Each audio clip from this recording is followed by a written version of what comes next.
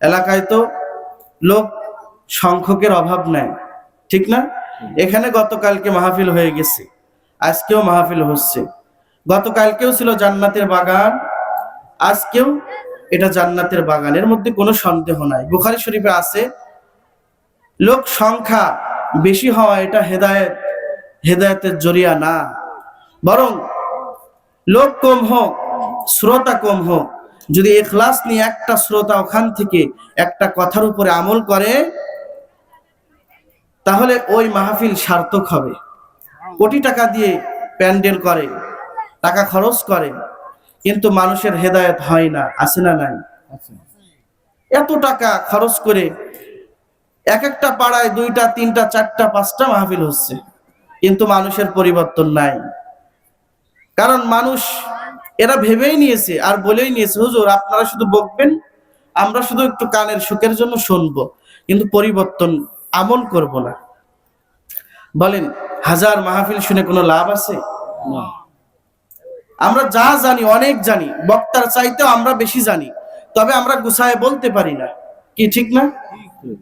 মানতে পারি না, মানার মধ্যেই কামিয়াবি।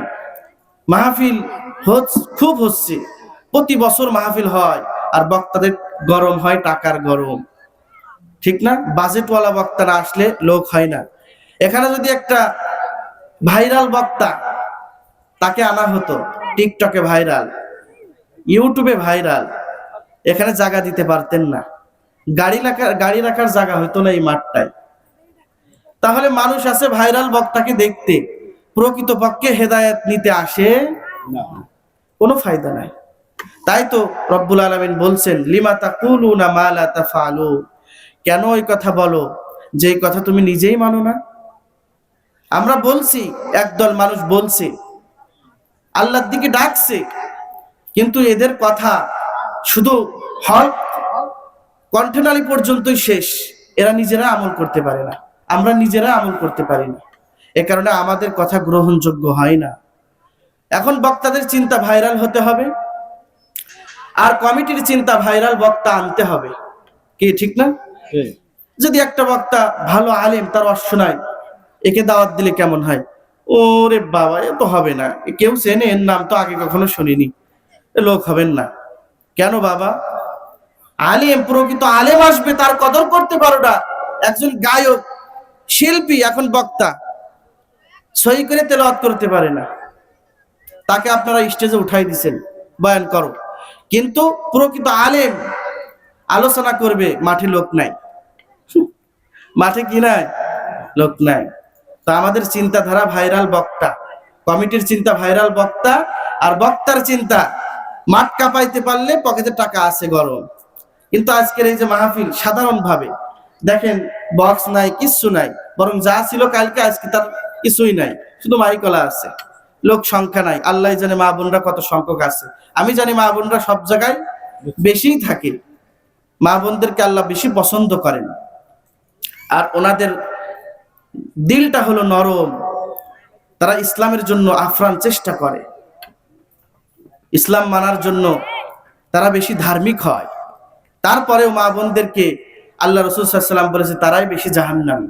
কেন তারা বেশি জাহান্নামে যাবে, কি কাজ করলে, কি করণীয় করলে, এই বিষয়ে আমি ইনশাআল্লাহ আমার আলোচনার মধ্যে কিছু কথা আমি তাদের জন্য বলবো ইনশাআল্লাহ। তো আসলে আমরা যা চোখে দেখি আর যেটা মনে করি, এটা আল্লাহর আসমানে কবুল নাও হতে পারে।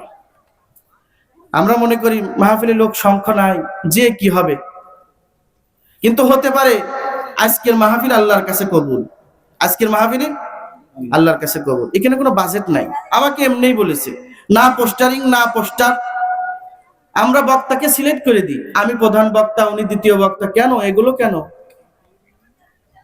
এগুলো? বৈষম্য, এগুলো বন্ধ করতে হবে সমাজ থেকে। আমাকে প্রধান বক্তা তো আমি কখনো বলিনি যে আমার বলেন প্রধান বক্তা। প্রধান বক্তা কি, আমি তার ছাত্র হওয়ার যোগ্য রাখি না হয়তো আমলের দিক থেকে, আমার চেয়ে বয়সে অনেক বড়। প্রধান দ্বিতীয় আমরা ভাগ করে দিয়েছি। কেন? একটা মাদ্রাসায় শিক্ষক যদি 5 জন থাকে, একজনকে বড় হুজুর বানায়, বলে যে বড় হুজুর বলে ডাকবি সবাইকে, মানে ওই হুজুরকে কি করবি, ছাত্রদের বলে দেয় যে আমাকে বড় হুজুর বলবি, আর যারা আমার লেভেলের নিচে আছে তাদেরকে ছোট হুজুর বলি সম্বোধন করবি, নাউজুবিল্লাহ। ছোট হুজুর বড় হুজুর ইসলামে এমন কিছু নাই। আমরা ভাগ করেছি, পৃথক করেছি, এগুলো ঠিক না, এগুলো বৈষম্য। সব জায়গায় বৈষম্য। দিন শিখতে যাবেন বৈষম্য, দরকার নাই তো এগুলো। আলোচনা যেই করুক সেই শ্রেষ্ঠ, সেই শিক্ষক। আমি যদি এখন চেয়ারে বসি, কালকে আমি এখানে বসে আলোচনা শুনেছি, আমি ছাত্র ছিলাম, আজকে আলোচনা করছি, আমি এখন শিক্ষক। এখন বসে যাব, হুজুর আলোচনা করবে, আমি হব ছাত্র, হুজুর হবে শিক্ষক। আপনি আলোচনা করবেন, আপনি শিক্ষক, আমি ছাত্র। এটাই ইসলামে। বেশি বাড়াবাড়ি করা যাবে না, কিন্তু আমরা যে পরিমাণে বাড়াবাড়ি করি। জরুরি কিছু কথা বলছি, আপনারা কি রাগ করছেন? না। তারপরে কিছু জরুরি কথা বলবো, যেহেতু এখনো সময় অনেক, রাত বাকি। মান্নতের মাহফিল যেহেতু, মান্নত সম্পর্কে দু একটা কথা বলা দরকার। সব বিষয়ে মিলাই ঝিলাই কিছু কথা বলা হবে ইনশাআল্লাহুল আজিজ। আপনারা থাকবেন না ভাগবেন? আপনারা ভাগলে সমস্যা নেই, খালি মাঠে ওয়াজ করব। মাইকেলা অরবিন্দ ভাই আছে, উনি থাকবে, আর ইউটিউবার ভাইরা দু একজন এসেছে, তারা থাকবে। এখানেই পরীক্ষা হবে কারা প্রকৃত মুমিন। দেখবেন ধনী ঘরের পোলাপান বা ধনী ঘরের বড় লোক কখনো দেখবেন মাহফিলে আসবে না, এরা বসবে না। যাদের টাকা একটু বেশি আছে, বসার টাইমই না, এখানে বসার সময় আছে। কিন্তু আল্লাহ তাআলা আসমান থেকে দেখছেন, খালি আকাশের নিচে কারা বসেছে, দেখতো, দেখ তারা কি আমার জিকির করছে নাকি। তারা যদি আমার জিকির করে, দেখ কেন তারা ওখানে বসলো। আল্লাহ ফেরেশতাদের কাছে শোনে, লা ইয়াকুদু কওমুন ইয়াযকুরুনাল্লাহ। আল্লাহ জিজ্ঞাসা করে ফেরেশতারা, তারা যে ওখানে শীতের মধ্যে বসলো, ওদের কি বাড়ি ঘর নাই? ওদের কি খাট পালঙ্ক নাই?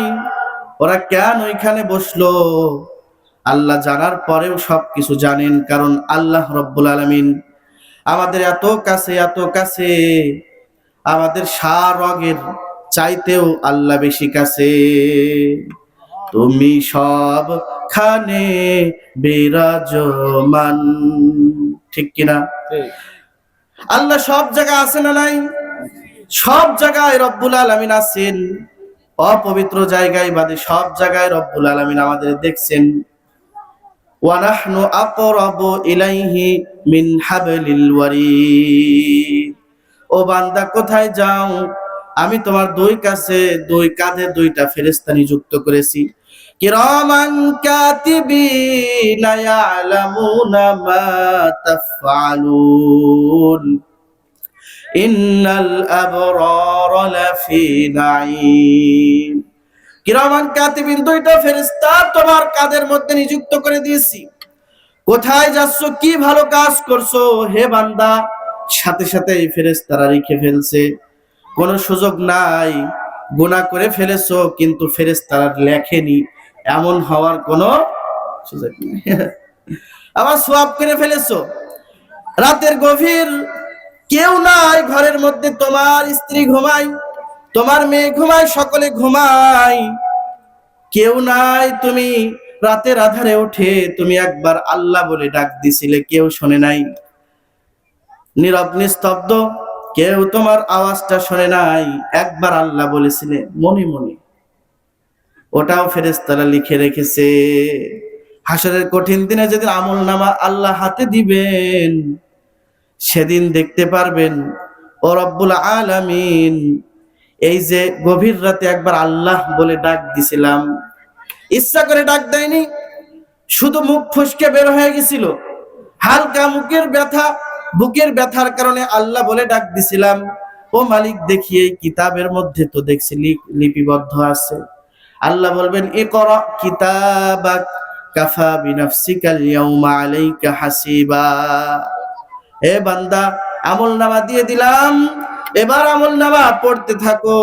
ও বান্দা আমলনামা পড়বে আর দেখবে, ওই যে মেঠোপাড়া মাঠের মধ্যে বসে বসে দ্বিতীয় দিন আলোচনা শুনেছিলাম, মান্নতের আলোচনা।